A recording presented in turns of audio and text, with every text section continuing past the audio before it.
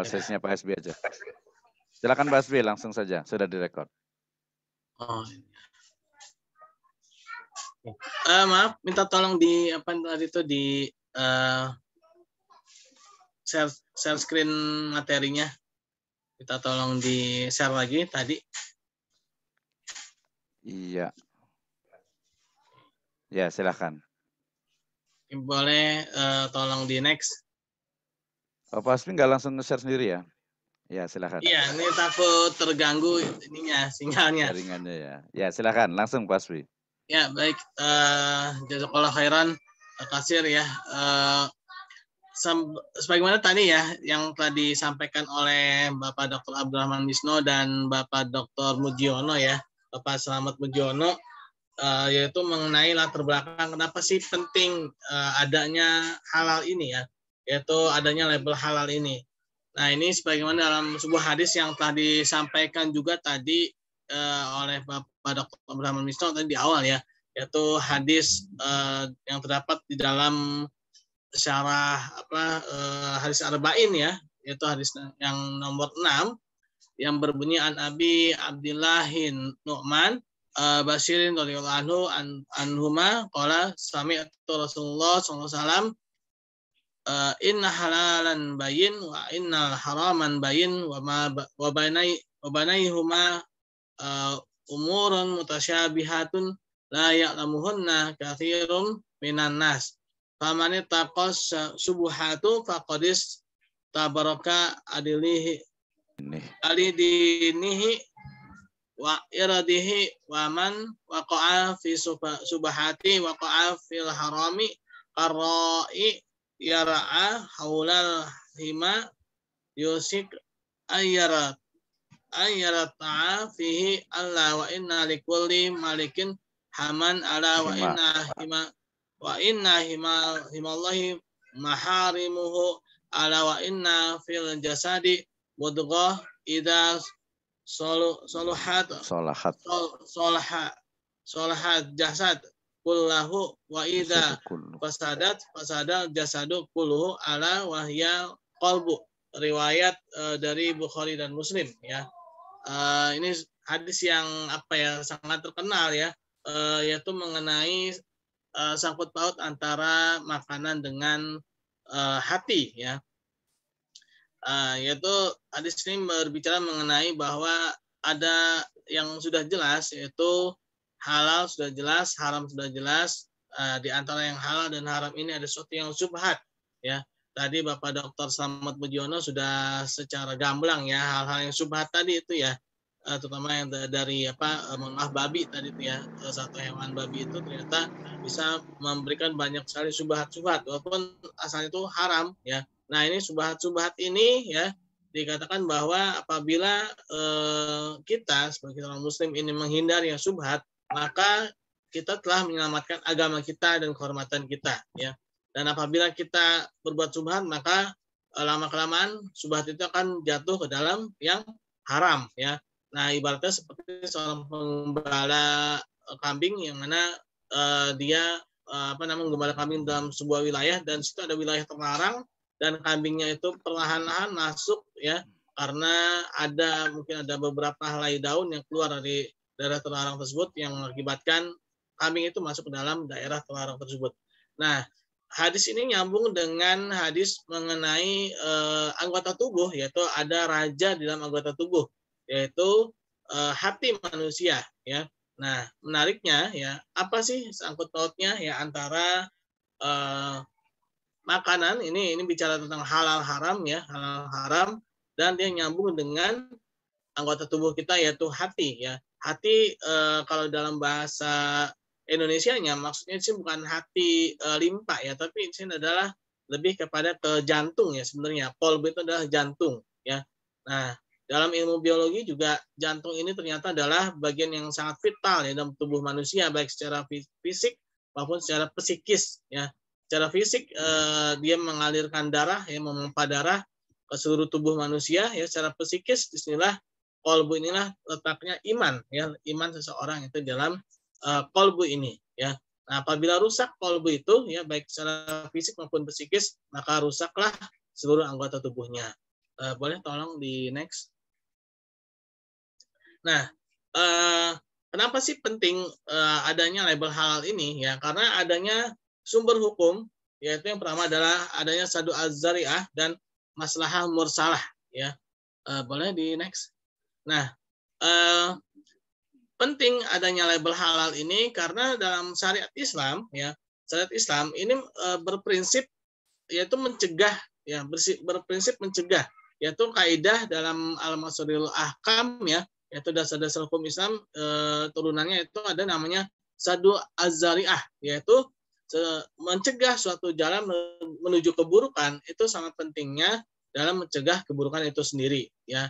Dengan adanya label halal ini maka dapat dicegah jalan-jalan menuju keburukan tersebut, gitu ya. Nah, dapat diberikan petunjuk, gitu ya. Dapat diberikan petunjuk bahwa makanan ini atau barang ini, ya, dia memiliki halal atau tidak, gitu ya. Nah, dengan adanya label halal ini maka dia akan menjadi barang yang dapat dipastikan halal. Nah, adapun dalil sadu zari'ah ini adalah dalam Quran surat Al-Isra ayat 2,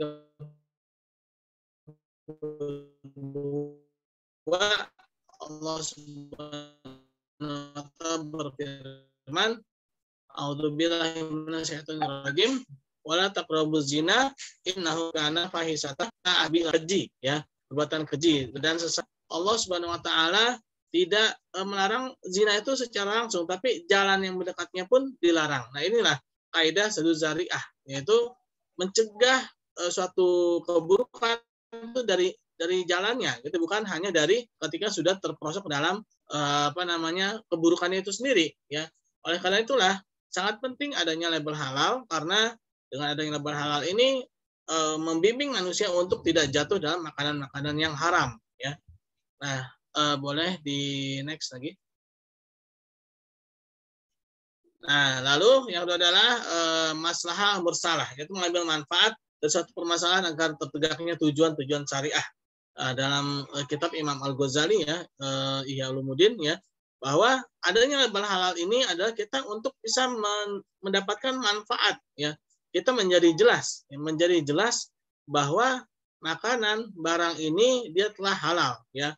Jadi ada permasalahan halal dan haram sebagaimana tadi Bapak Dr. Yono sampaikan, ya, bahwa dari satu babi tadi itu, ya, itu bisa bermacam-macam turunannya, ya.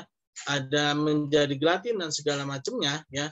Nah, itu maka dibutuhkan suatu label, ya, dibutuhkan suatu label halal, ya, sehingga masyarakat, terutama umat Islam ini, ya, Muslim ini, dia menjadi mengetahui perbedaan antara yang halal dan yang haram, ya. Ya, mungkin tadi Bapak Dr. Abdurrahman Wisno, ya, sudah bercerita bagaimana tegasnya seorang Muslim dari Singapura, ya, yang sudah terbiasa dengan adanya label halal, ya. Dia tidak mau makan di warung Tegal, di restoran Padang, yang karena memang belum ada label halalnya, ya. Nah, karena dia sudah melihat adanya manfaat dari label tersebut, nah, yaitu adanya penjelasan, adanya tanggung jawab kehalalan dari barang tersebut, ya. Boleh di next. Nah, ini saya sedikit mengambil sejarah, ya, tentang label halal dalam Islam, yaitu bagaimana dalam ketika masa Nabi Muhammad SAW, ya, masa Khulafaur Rasyidin, Bani Muawiyah, Bani Abbasiyah, Turki Utsmani, dan sekarang ini, ya. Boleh di next. Nah, labelisasi halal di masa Nabi Muhammad SAW, ya. Nah, pada masa ini memang belum ada label, ya, akan tapi pada saat ini adalah masa-masa penetapan hukum, ya, masa-masa penetapan hukum, yang dimana ketika ada suatu permasalahan, ya, permasalahan-permasalahan, terutama dalam mengkonsumsi makanan, ya, sebagaimana ada di dalam sebuah riwayat, ya, ada seorang sahabat yang memakan biawak, ya, bukan biawak tapi apa namanya itu, kalau biawaknya kan haram, ya, tapi ada Dob. Ya, ya. Turunan kalau dibilang tuh masih sejenis biawak lah, ya. Nah, ketika itu para sahabat Rasulullah menanyakan hal itu, ya. Rasulullah tidak melarang tapi tidak mengkonsumsinya. Jadi di sini langsung ada apa ya? Kalau dibilang tuh ada case, ada fatwa gitu ya. Ada pertanyaan, ada jawabannya gitu ya. Nah, ini pada masa-masa inilah adanya penetapan-penetapan hukum ya, adanya hal-hal yang dibiarkan, ya, dianjurkan dan juga ada hal-hal yang dilarang ya seperti riba ya sebagaimana tadi Pak Dr. Slamet Pujiono ya katakan nanti saya suruh bahas sedikit riba ya, itu riba ya. Nah, riba ini walaupun dilarang ternyata juga dia berproses ya, berproses panjang sampai 4 kali ayat ya, empat kali proses ya, bukan 4 ayat ya, karena ayat itu banyak ya. 4 kali proses pelarangan riba ya secara perlahan-lahan ya. Riba itu dilarang oleh Allah Subhanahu wa taala ya. Di situ juga mengandung banyak apa ya, kalau dibilang pelajaran ya buat manusia ya, pelajaran buat manusia. Yang ketika itu kita sudah terbiasa mungkin ya, manusia ketika itu sudah terbiasa dengan praktek ribawi ya, sehingga untuk melepaskannya itu membutuhkan proses ya, yaitu 4 kali proses. Proses yang pertama itu Allah Subhanahu wa taala memberikan analogi ya, memberikan analogi antara riba dengan sedekah ya. Melarang, ada kata larangan ya. Kan tapi memberikan analogi, ya memberikan analogi perbandingan antara riba dengan sedekah. Dikatakan bahwa riba itu Allah Subhanahu wa taala tidak menambah apapun dari riba ya, tapi sedekah yang kamu keluarkan maka itulah yang Allah Subhanahu wa taala lipat gandakan. Mohon maaf saya mau cas dulu bentar ya. Karena baterainya lowbat. Oke, lanjut Pak Swi. Bisa sambil lanjut? Ya, bisa. Ya, setelah ayat itu turun lagi ayat mengenai riba, yaitu menyindir perilaku orang Yahudi yang mana mereka memperlakukan riba ya terhadap orang-orang di luar mereka ya. Nah, tapi bagi sesama mereka sendiri mereka tidak melakukan ribawi itu. Mereka melarang ribawi itu untuk mereka sendiri, tapi untuk orang lain ya di luar dari bangsa mereka melakukan riba. Lalu yang ketiganya itu adalah Allah Subhanahu wa taala melarang, mulai ada larangan mengambil riba secara berlipat ganda ya. Nah, itu yang ketiga, dan yang keempat adalah secara tegas ya Allah Subhanahu wa taala sudah sangat keras sekali ya. Pertama kali ayat itu adalah mengenai riba. Orang-orang yang mengambil riba itu seperti orang yang kesurupan lantaran kesurupan antara penyakit jiwa gitu ya. Artinya di situ bahwa suatu negara gitu ya, dalam ayat Al-Baqarah 275 itu ya, itu menggunakan kata-kata jamak itu orang-orang, artinya bisa menjadi suatu wilayah, negara ya. Apabila menggunakan praktik riba, maka negara tersebut tidak akan pernah stabil pada bahasa ekonominya. Dan panjang lebar sampai dengan Al-Baqarah 279 ya. 279 kalau tidak salah itu ya. Terakhirnya tuh sampai terakhirnya ada ancaman bahwa orang-orang yang tetap melakukan riba itu dia sama saja memerangi Allah dan Rasul-Nya. Nah, itu adalah ayat yang paling keras ya. Jadi orang yang mengambil riba itu dikatakan sama saja dia mengajak perang Allah dan Rasul-Nya. Nah, itulah di masa Rasulullah SAW. Jadi memang belum ada cap ya, karena pada saat itu berdasarkan studi kasus gitu ya. Ada suatu permasalahan langsung kepada Rasulullah. Bagaimana ya Rasulullah? Boleh atau tidak gitu kan. Nah, ini jadi pada saat ini memang masa-masa penetapan hukum ya. Oke, boleh di next. Lalu liberalisasi di masa Khulafaur Rasyidin ya. Nah, di sini juga walaupun sudah terputus wahyu ya, akan tapi pada saat ini cap ya itu memang belum kalau dibilang itu belum secara familiar ya, belum secara meluas karena pada saat itu pemerintah yaitu Khulafaur Rasyidin Amirul Mukminin ya, mereka mengawasi secara langsung ya, mereka langsung masuk ke dalam pasar-pasar, mereka langsung mengecek pasar ya, sebagaimana yang dilakukan oleh Umar bin Khattab radhiyallahu anhu ya. Ini sebuah kata yang sangat penting ya. Beliau mengatakan bahwa apabila kalian tidak mengerti fikih ya, mengerti hukum muamalah, maka janganlah kalian masuk ke dalam pasarku ya. Nah, artinya ketika dia ingin berdagang, ketika dia ingin berjualan, ya dia ingin membeli sesuatu, berjual beli, maka dia harus mengerti hukum halal dan haram tersebut, ya.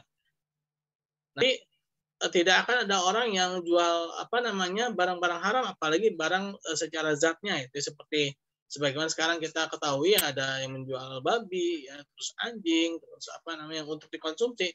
Nah ini adalah sesuatu yang sangat haram gitu ya. Apabila ada sidak ini dari pemerintah, mungkin seharusnya ditertibkan ya, tidak boleh ada ya, tidak boleh ada barang-barang tersebut diperjualbelikan ya. Nah, sehingga perlu adanya pengawasan. Nah, boleh di next. Nah, dinasti Muawiyah pada masa ini Islam mulai menyebar luas ya. Hanya saja ketika dinasti Muawiyah ini mulai adanya pemisahan antara kepala negara dengan kepala agama, dengan ahli agama. Ketika di awal ya masa Rasulullah dan para khulafaur rasyidin, ahli agama dengan ahli pemerintah itu satu orang ya. Kepala negara itu dia adalah ahli agama. Tapi ketika di masa dinasti Muawiyah mulai adanya pemisahan ya antara ahli agama dengan ahli negara. Ya sehingga muncullah adanya lembaga-lembaga atau adanya suatu badan ya yang mengatur mengenai halal dan haram di kehidupan masyarakat ya. Nah, kalau sekarang mungkin MUI ya, Badan Mufti atau yang sejenisnya ya. Nah, pada saat dinasti Muawiyah inilah mulai adanya pemisahan ya, adanya pemisahan antara ahli negara dengan ahli pemerintah. Yang awalnya itu satu ya. Ketika seorang pemimpin dia tuh ahli negara juga ahli agama sehingga dia yang menetapkan langsung halal atau haramnya.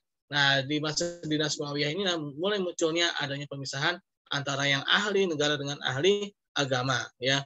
Nah, sekarang mulai ada lembaga gitu ya, mulai adanya lembaga di masa dinasti Muawiyah ini. Lalu next. Nah, dinasti Abbasiyah ya. Sebenarnya dinasti Abbasiyah ini tidak jauh berbeda dengan dinasti Muawiyah ya. Hanya saja mulai adanya pengaruh dari Bani Mamluk ya, bangsa Seljuk ya, Turki ya. Ini mulai adanya istilah kepala agama yaitu Syekhul Islam ya. Mulai adanya istilah Syekhul Islam. Nah, Syekhul Islam inilah yang menetapkan halal dan haram itu ya, yang memberikan pedoman ya, yang memberikan sebagai rujukan halal dan haram ya, menurut pandangan Syekhul Islam ini ya. Nah, di sini dinasti Abbasiyah ya. Mulai adanya Syekhul Islam seperti Ibnu Taimiyah yang diberikan gelar Syekhul Islam, Imam Al-Ghazali Syekhul Islam ya, yang dapat memberikan keterangan penjelasan tentang halal dan haram tersebut ya. Oke, next. Nah, di dinasti Turki Utsmani pun juga hampir sama ya, ada Syekhul Islam ya, dan adanya lembaga mufti ya, adanya lembaga pengambil fatwa ya. Nah, yang mana dari lembaga mufti inilah akan adanya fatwa-fatwa halal dan haram tersebut ya. Dan boleh next. Nah, pada saat ini ya. Nah, khususnya di Indonesia ya. Awalnya kita itu adanya label haram, yaitu label makanan itu adalah makanan yang haram gitu ya. Yaitu khususnya tadi sebagaimana tadi Bapak Dr. Slamet Mujiono menyampaikan adanya kandungan babi tadi itu ya.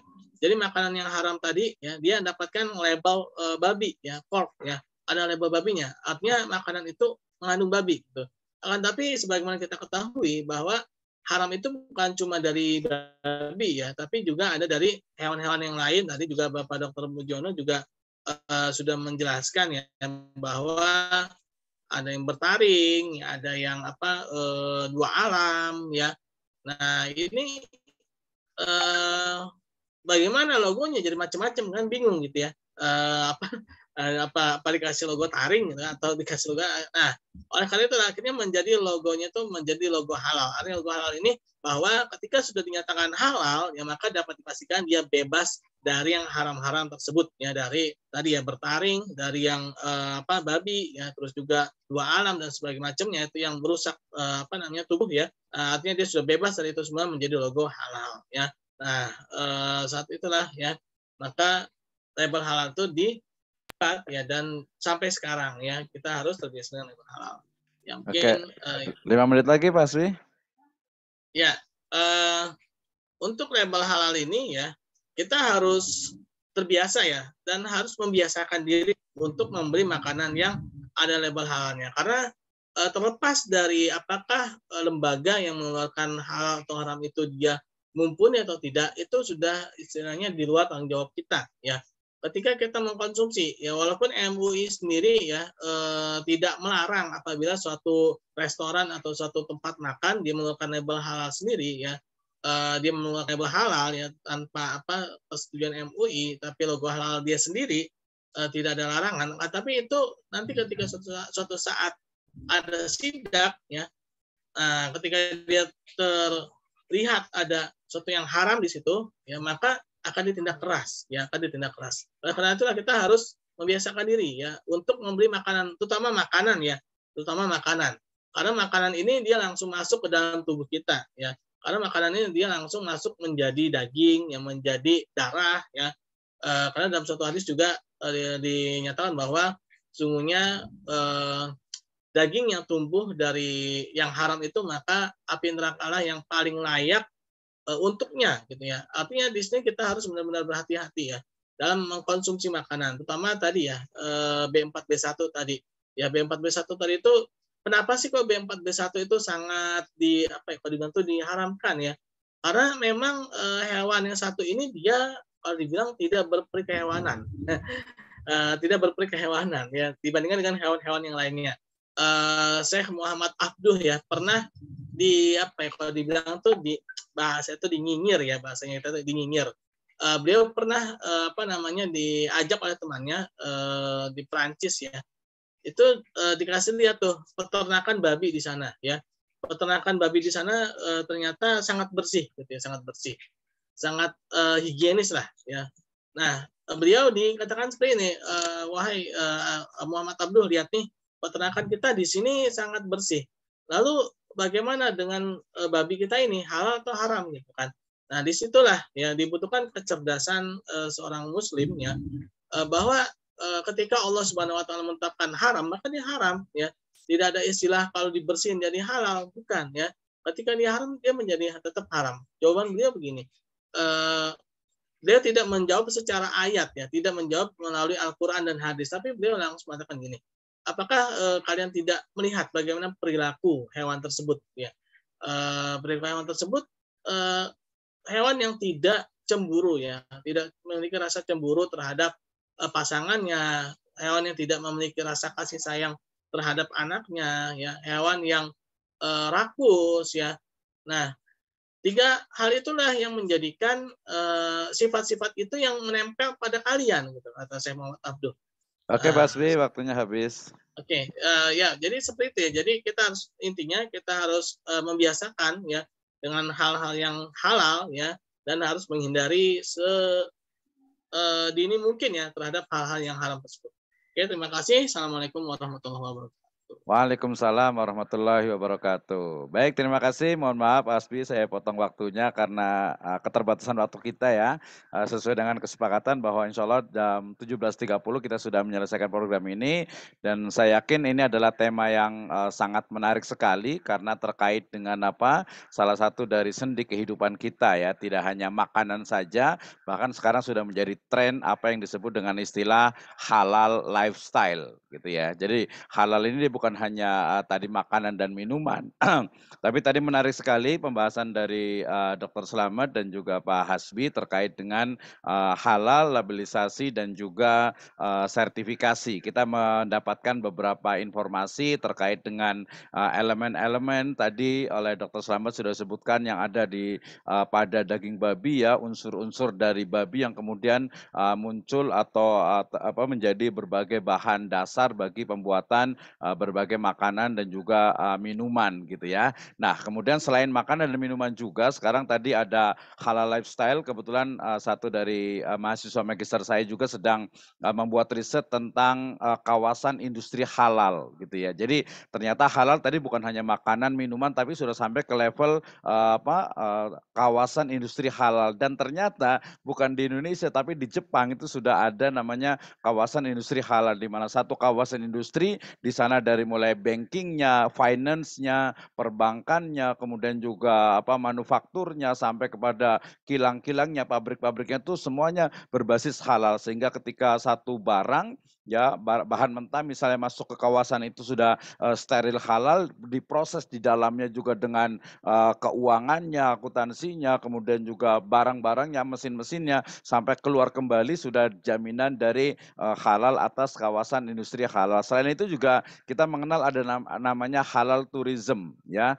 halal hospital ya, rumah sakit halal, ada halal food tadi jelas juga gitu. Kemudian juga ada halal airport bahkan gitu ya. Bahkan nanti istilahnya itu menjadi Muslim friendly. Ini menjadi hal yang juga kekinian untuk dibahas terkait dengan halal ya. Misalnya di sini terima kasih sudah hadir juga Pak Sesep Saiful Alam nih yang ingin mengembangkan kampung halal gitu ya.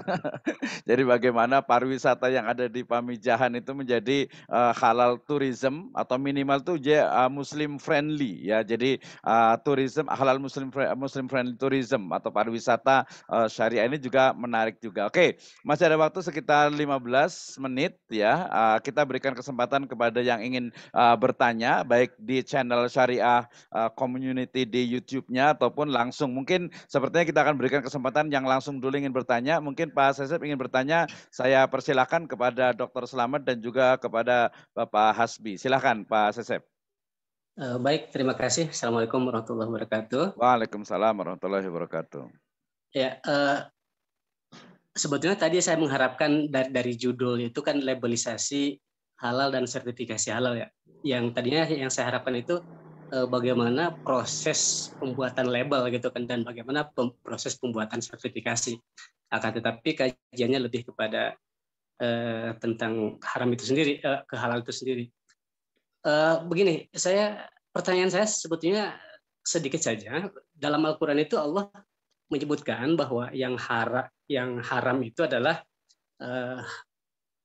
bangkai, darah, kemudian daging babi dan apa-apa yang disembelih. Wama uhilla li ghairillah. Nah, kemudian kenapa halal ini menjadi atau keharaman babi ini menjadi melebar ya? Itu satu. Menjadi melebar dari lahmal khinzir menjadi semua hal yang berkaitan dengan babi menjadi haram. Itu yang pertama.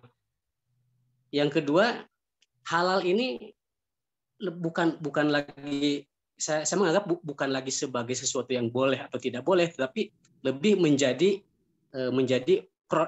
alat marketing untuk sekarang ini. Jadi, nah itu bagaimana tanggapannya tentang karena anggapan saya lah dalam hal ini halal lebih kepada alat marketing. Nah itu dua pertanyaan itu saja. Nah berkaitan dengan pertanyaan nomor 1 tadi, mengapa keharaman babi melebar, sedangkan tadi disebutkan banyak sekali manfaat oleh tadi pembicara yang pertama dan oleh pembicara yang kedua tadi disebutkan pendekatan istinbat ahkamnya itu melalui sadduz zariyah dan maslahah mursalah. Sedangkan di dalam Al-Qur'an itu kita dapat itu keduanya melalui thoriqah ma'nawiyah.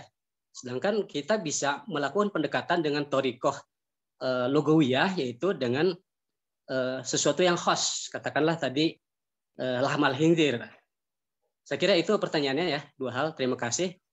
Wassalamualaikum warahmatullahi wabarakatuh. Waalaikumsalam warahmatullahi wabarakatuh. Terima kasih Pak Sesep. Ini sempat jadi tema diskusi kita di kelas juga. Jadi ke Pak Dr. Slamet dan juga Pak Hasbi, pertanyaannya adalah secara spesifik, kalau di dalam ayat Al-Quran, ayat itu menggunakan, kalau Allah itu menggunakan lahmal khinzir.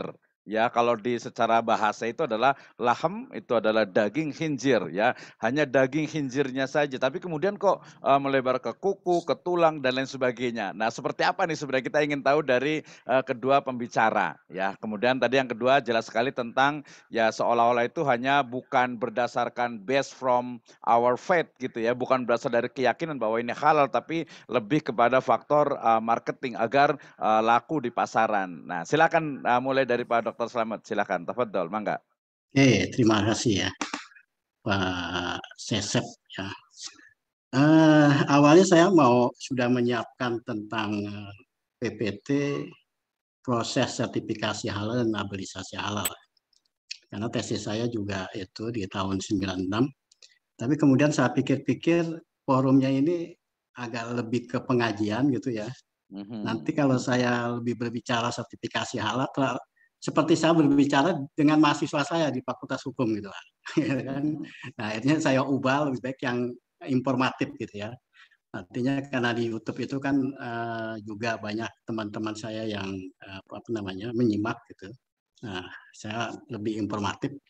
Baik, saya jawab gitu ya. Kenapa kok apa namanya daging ya, kulit dan tulang itu kok menyebar ke mana-mana ya?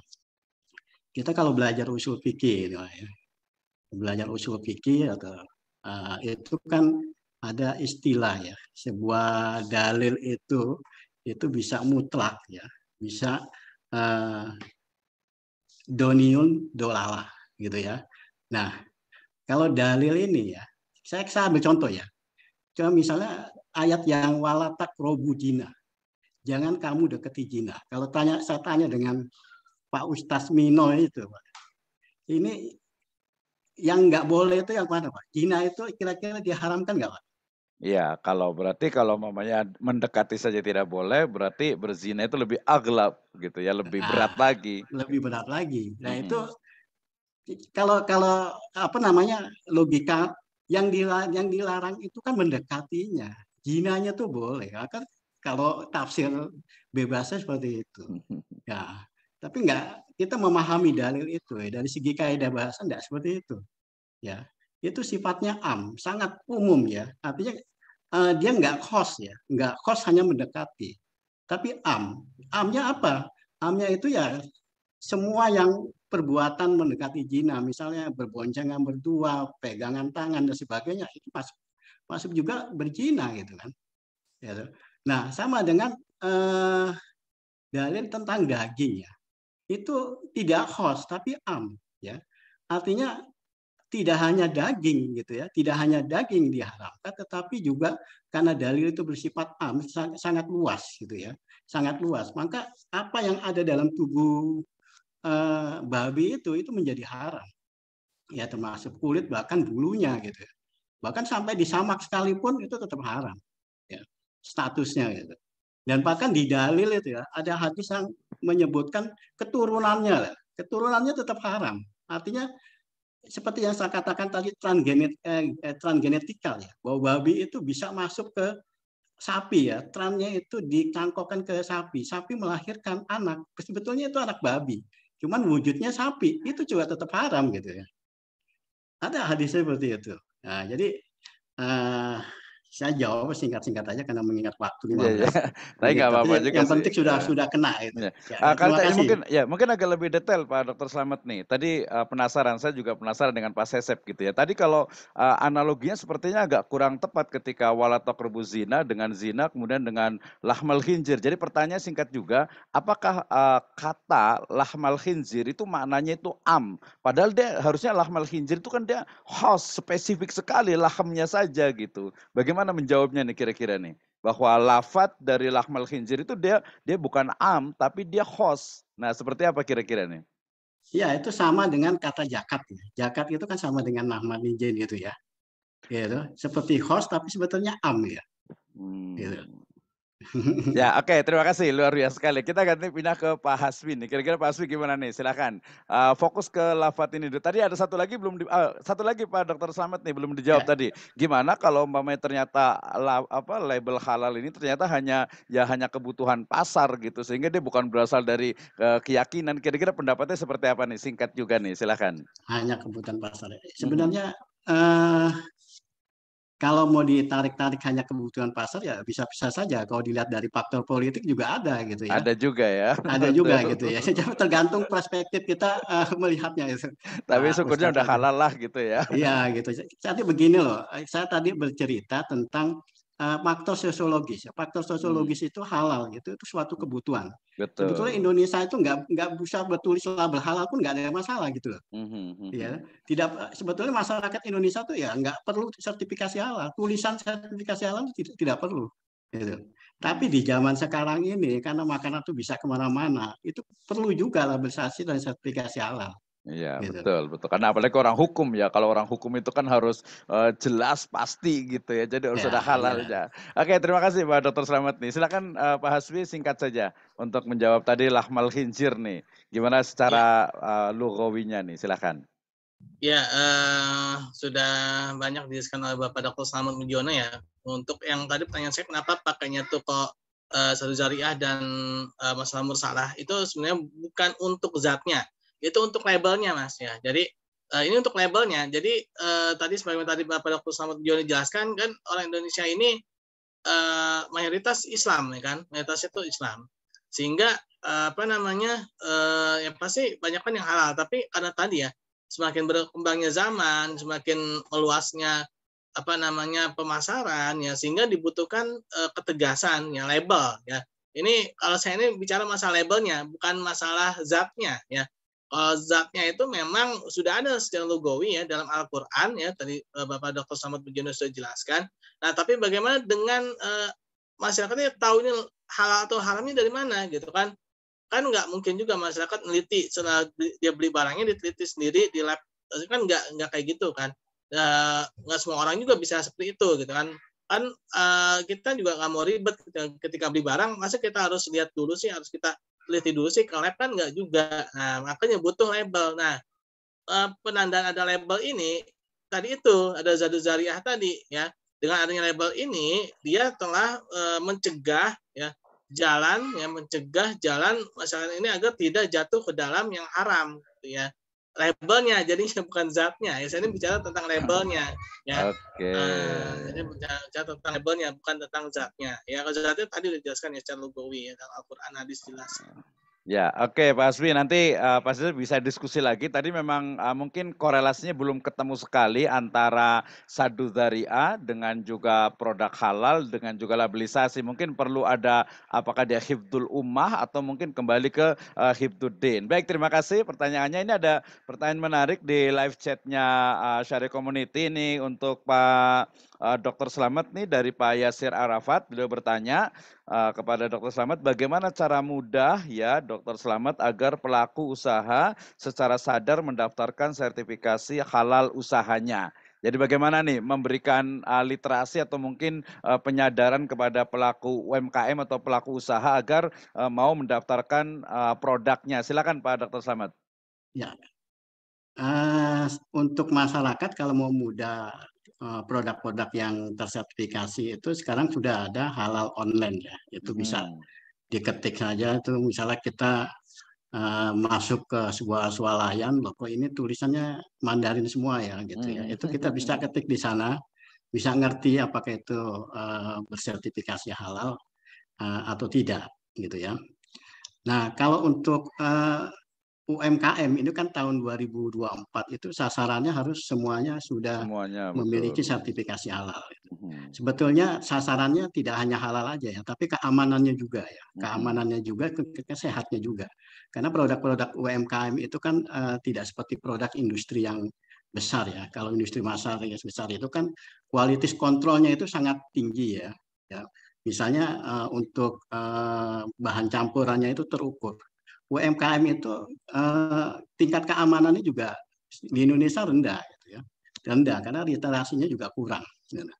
Nah, sekarang saat ini, gitu ya, saat ini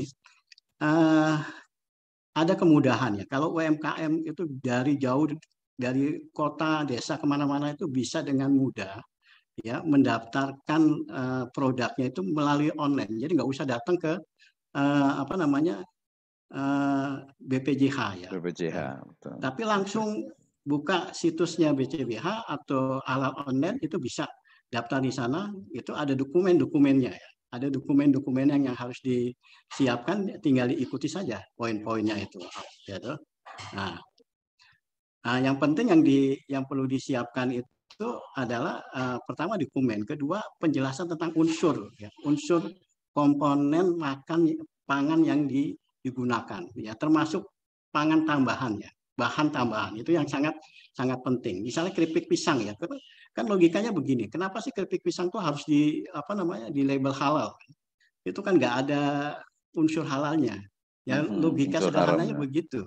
Tapi kita ingat keripik pisang itu pakai minyak gitu kan ya. Pakai minyak gitu kan, pakai margarin. Nah, minyaknya itu kan diprosesnya pakai karbon aktif. Nah, karbon aktifnya itu yang titik kritisnya di situ sih. Di situ bisa pakai gelatin atau shortening dari babi gitu kan. Nah, bisa pakai pewarna. Pewarnanya juga bisa berasal dari barang-barang yang diharamkan ya. Misalnya nggak usah babi ya, misalnya dari darah saja ya. Darah, semua darah binatang itu kan hukumnya haram ya. Betul. Gitu. Nah, itu pewarna merah gitu ya untuk membuat sosis misalnya, untuk produk-produk home industry itu bisa diambil dari darah kambing, dari darah sapi ya, dari darah kerbau dan sebagainya gitu ya. Tidak harus dari darah babi gitu ya. Gitu.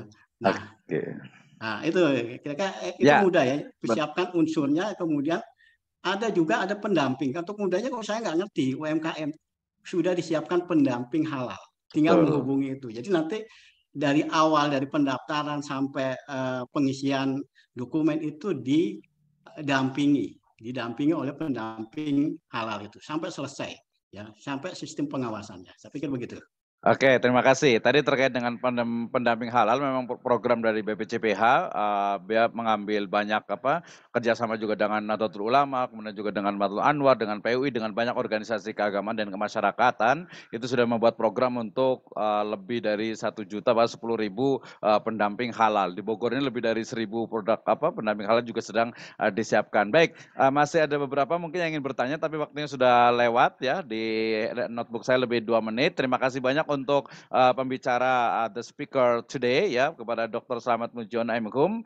Terima kasih banyak, jazakallah khairan, matur nuwun. Kemudian juga Pak Hasbi Siddiqi, jazakumullah khairan, terima kasih hatur nuhun sudah memberikan sharing informasinya di program Kurma Ramadan Syariah Community ini. Mudah-mudahan Allah Subhanahu wa taala memberikan balasan yang terbaik di dunia dan juga di akhirat. Demikian, jazakumullah khairan, kita tutup dengan hamdalah dan nanti saya kembalikan kepada Pak Ustadz Khalif. Alhamdulillahirabbil alamin. Subhanakallahumma bihamdika asyhadu an la ilaha illa anta astaghfiruka wa atubu ilaik. Wassalamualaikum warahmatullahi wabarakatuh.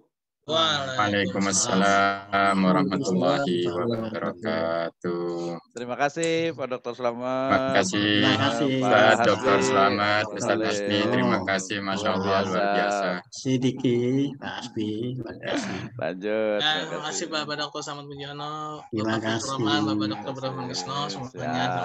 Matur nuwun. Matur nuwun. Terima kasih semuanya. Monggo.